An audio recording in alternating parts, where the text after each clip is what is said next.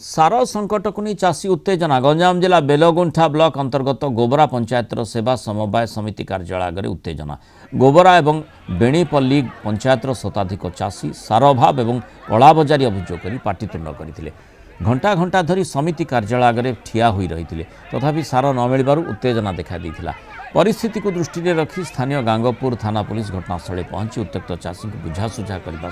सार बंटन प्रक्रिया को बंद करते